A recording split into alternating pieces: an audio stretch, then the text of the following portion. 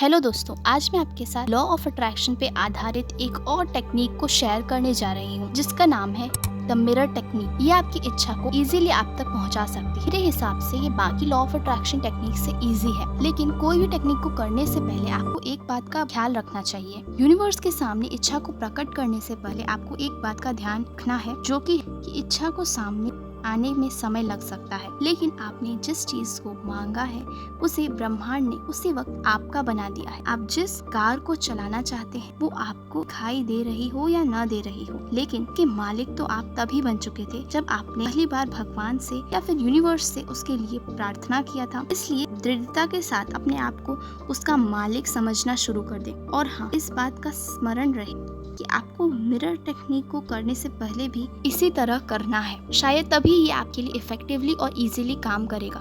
तो चलिए स्टार्ट करते हैं इस वीडियो को और जानते हैं मिरर टेक्निक के बारे में।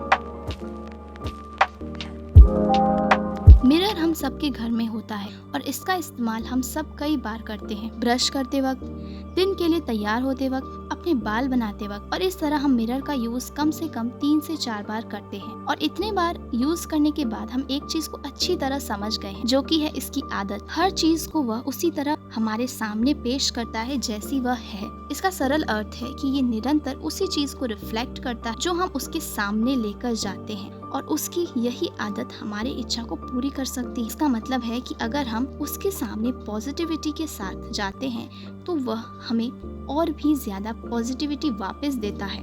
ये पॉजिटिविटी हम तक पहुंचाने के साथ साथ एक और चीज भी डिलीवर करता है, जो कि है कॉन्फिडेंस। एक रिसर्च में पाया गया है कि जो लोग शीशे के सामने खड़े होकर दृढ़तापूर्ण बोल सकते हैं वह कॉन्फिडेंट होते हैं। तो चलिए जानते हैं कि इस मिरर टेक्निक को हमें कैसे यूज करना है। इसको हम स्टेप बाय स्टेप समझने वाले हैं। स्टेप नंबर 1, आपको अपनी जिंदगी में जो भी चीज चाहिए उससे रिलेटेड एक शॉर्ट पॉजिटिव एफर्मेशन बनाएं जो कि प्रेजेंट टेंस में हो। आपको अपनी एफर्मेशन को इस तरह बनाना है जिससे आप आसानी से उसे याद रख सकें। वो काफी ज्यादा कॉम्प्लेक्स नहीं होना चाहिए।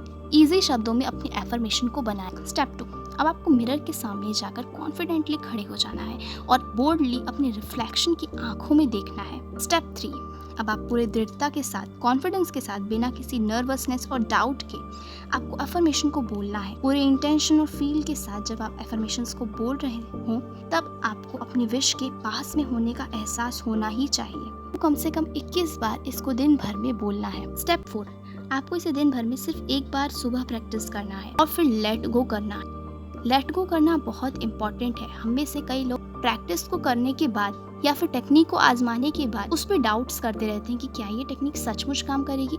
इस तरह आपको बिल्कुल भी नहीं करना है, लेकिन जिस समय आप उस प्रैक्टिस को कर रहे हो उसे आपको इतनी मजबूती के साथ करना है जिससे आपका पूरा शरीर और मस्तिष्क को ऐसा लगे कि वो इच्छा सचमुच में आपके पास है। बिना किसी डाउट्स को लिए इस टेक्निक को करके देखिए।